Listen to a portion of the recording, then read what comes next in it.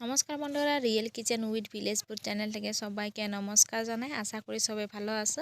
আজকে আমি এক নতুন রেসিপি নিয়ে এসেছি। আজকে আমি আলু নিয়েছি, মূলো, টমেটো এগুলো দিয়ে ডিমের রেসিপি বানাবো। কিভাবে বানাবো বন্ধুরা ভালোভাবে আমার ভিডিওটাকে দেখো। এখন আমি শুরু করব। প্রথমে আমি ডিমগুলো সিদ্ধ করব। আগে থেকে আমি কড়াইয়ে জল দিয়েছিলাম। এখন আমি ডিমগুলো সিদ্ধ করার জন্য ডিম দিয়ে দেব। এভাবে ডিম দিয়ে নিয়েছি। এখন আমি হালকা নুন দেব। নুন দিলে বন্ধুরা ডিমগুলো ফেটে যাবে না, সেই জন্য আমি অল্প নুন দিয়েছি। এখন আমি হাতা দিয়ে অল্প লাড়াচাড়া করে ঢেকে রাখবো একটা ঢাকনা দিয়ে। 15-20 মিনিট অবধি আমি উতলাতে দেব। এখন আমি মশলা নিয়েছি, জিরা, আদা, রসুন আরও শুকনো লঙ্কা আমি আগে থেকে গরম জলে ভিজিয়ে রেখেছিলাম, এগুলো বাটবো। এখন আমি শিল বাটাগুলো ভালোভাবে ধুয়ে নেব। প্রথমে আমি আদা রসুনগুলো বাটিয়ে নেব।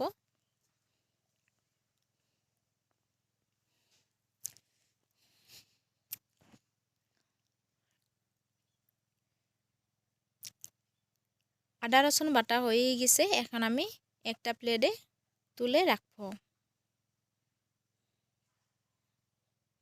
এখন আমি তারপরে জিরা বাটবো। জিরা আমি আগে থেকেই ধুয়ে ভিজিয়ে রেখেছিলাম। এখন আমি জিরা একদম মিহি করে বেটে নেব।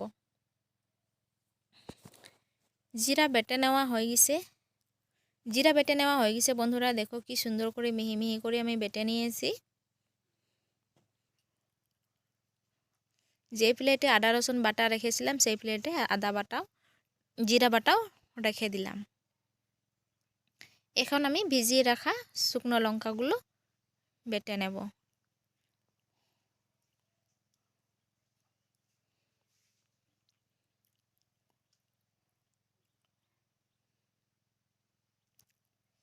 শুকনো লঙ্কাগুলো কি সুন্দর করে বেটে নিলাম। দেখো বন্ধুরা, একটু কিন্তু শুকনো লঙ্কার গুটিগুলো থাকেনি, সবগুলো আমি একদম মিহি করে গুঁড়ো করে নিয়েছি।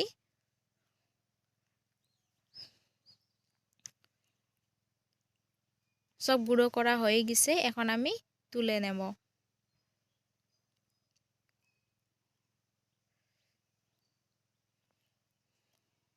সমস্ত মশলাগুলো আমার বাটা হয়ে গেছে। কি সুন্দর করে একদম মিহি করে বেটে নিয়েছি। কালারও কিন্তু সুন্দর এসে গেছে। এখন আমি ডিমগুলো দেখে নেব।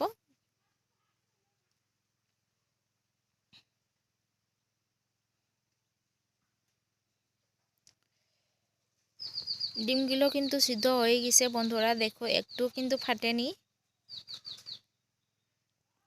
এই দেখো, আপনারা এইভাবে নুন দিয়ে সিদ্ধ করবেন, দেখবে একদম ফাটবে না। এখন আমি গামলাতে তুলে নেব। সবগুলো ডিমগুলো গামলাতে তুলে নেব। তারপরে ঠান্ডা হওয়ার পরে বাকলগুলো ছাড়িয়ে নেব।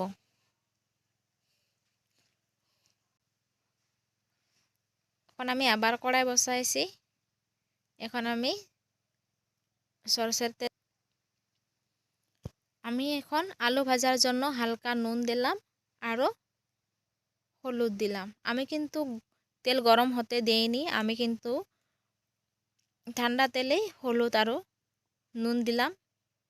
এইভাবে হালকা গরম হয়ে নুন আর হলুদ দিলে কিন্তু কালারটা ভালো আসে, সেই জন্য আমি ঠান্ডা তেলে হলুদ আর নুন দিয়ে আলুগুলো ভেজে নেব।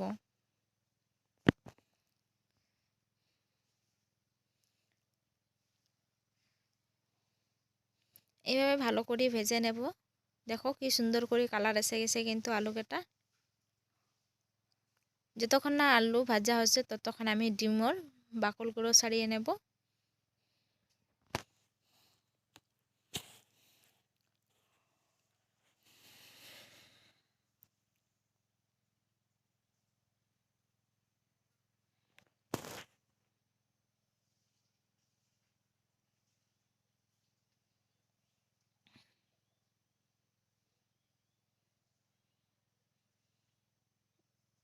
ডিমগুলো ছাড়ানো হয়ে গেছে, এখন আলু ভাজাও হয়ে গেছে। আমি তুলে নেব একটা থালাতে।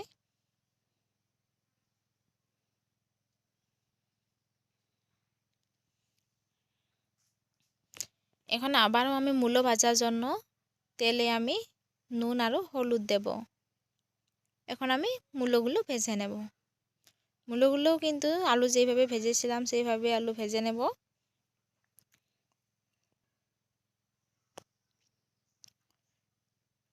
মূলোগুলো ভাজা হয়ে গেছে, এখন আমি তুলে নেব। মূলো কিন্তু একদম সুন্দর করে কালার এসে গেছে।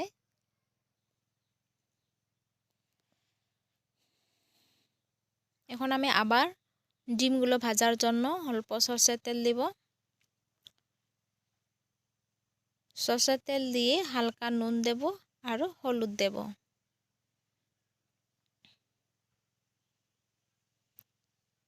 নুন আর হলুদ দিয়ে হালকা করে আমি হাতা দিয়ে লাড়াচাড়া করে নেব। ডিম কিন্তু আগে থেকে আমি চাকু দিয়ে উপরে উপরে অল্প কেটে নিয়েছিলাম।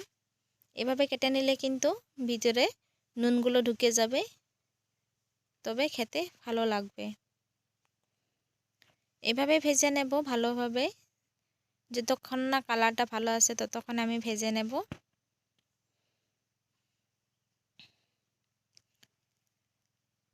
ডিমগুলো ভেজে নিয়েছি, দেখো বন্ধুরা কি সুন্দর কালার এসে গেছে, কিন্তু লাল লাল করে এসে গেছে কালারটা। এখন আমি একটা বাটিতে তুলে নেব ডিমগুলোকে।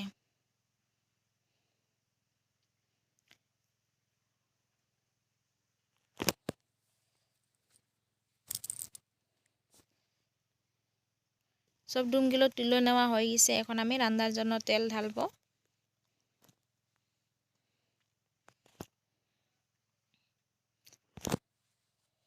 এখন আমি এতে মশলা নিয়েছি।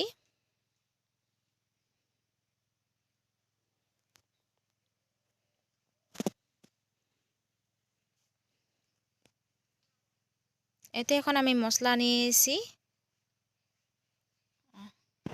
তেলটা গরম, হালকা গরম হয়ে আমি হলুদ দিলাম।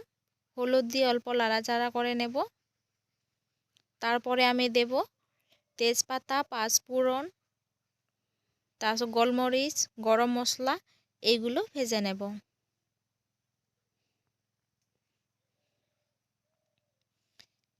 এগুলো হালকা করে ভেজে নেব।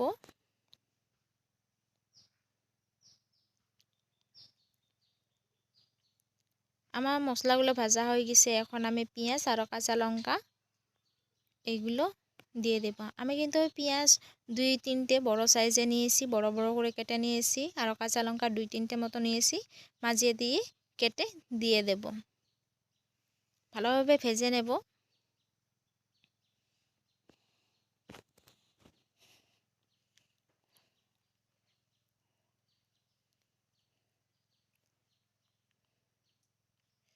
এখন আমি অল্প নুন দেব। নুন দিলে কিন্তু পেঁয়াজগুলো তাড়াতাড়ি সিজে যাবে, সেই জন্য আমি নুন দিয়েছি।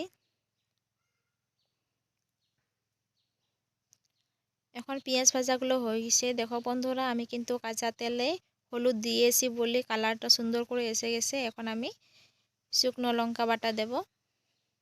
শুকনো লঙ্কা বাটা দিয়ে ভালোভাবে লাড়াচাড়া করে নেব প্রথমে। আমি কিন্তু একদম কম মশলা দিয়ে বানাচ্ছি বন্ধুরা, আপনার চাইলে অনেক মশলা দিয়ে করতে পারেন।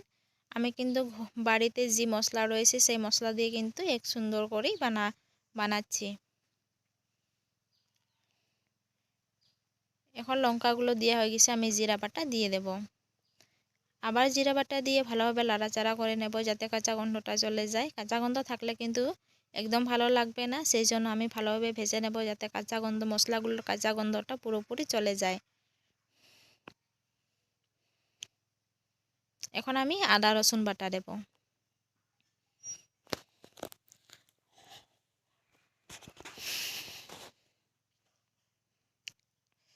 এখন সবগুলো মশলা দিয়ে দেওয়ার পর আবার আমি ভালোভাবে ভেজে নেব।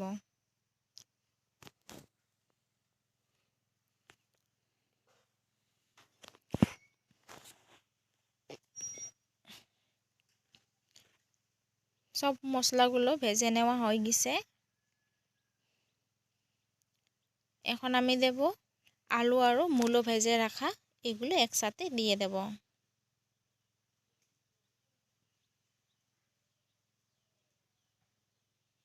এগুলো দিয়ে ভালোভাবে নাড়াচাড়া করব।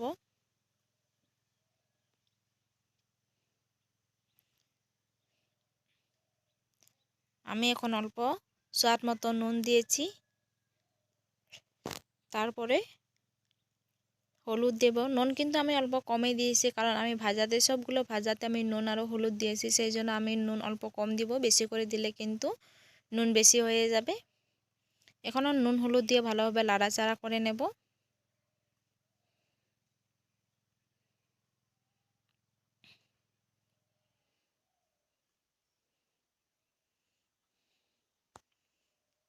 এতে আমি এখন অল্প হালকা গরম জল দিয়ে দেব। হালকা গরম জল দিয়ে কিন্তু ভালোভাবে নাড়াচাড়া করে মশলাগুলো আরও মূলো আর আলুগুলো ভালোভাবে সিদ্ধ হতে দেব। আমি 5 মিনিট মতো ঢাকা দিয়ে থলাম। ঢাকনাটা তুলে দেখব।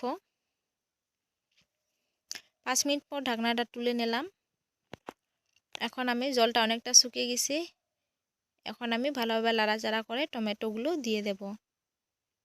টমেটো আমি দুটো নিয়েছি, বড় বড় করে কেটে নিয়েছিলাম। এখন টমেটো দিয়ে ভালোভাবে নাড়াচাড়া করে জল দেব। এখন নাড়াচাড়া হয়ে গেছে। এখন ডিমগুলো দিয়ে দেব। সব ডিমগুলো দিয়ে দিয়েছি। এখন আমি জল দেব।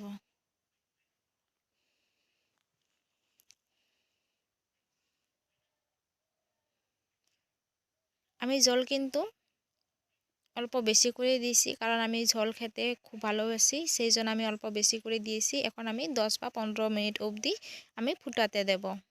আমি এখন চাপিয়ে রাখিয়ে দিলাম। ঢাকনাটা তুলে দেখলাম বন্ধুরা, দেখো কি সুন্দর কিন্তু সবজিটা হয়েই গেছে। বন্ধুরা এখন সবজি কিন্তু পুরোপুরি রেডি হয়ে গেছে। তো বন্ধুরা আজকের রেসিপি কেমন লাগলো কমেন্ট বক্সে আমাকে লিখে জানাবেন। আর আমার চ্যানেলটিকে লাইক শেয়ার করবেন। আর এইভাবে নতুন নতুন রেসিপি পেতে গেলে আমার চ্যানেলটিকে সাবস্ক্রাইব করে দেবেন। সবাই ভালো থাকবেন, সুস্থ থাকবেন এবং সকলে সাবধানে থাকবেন। ধন্যবাদ। আমি এখন নামিয়ে দেব।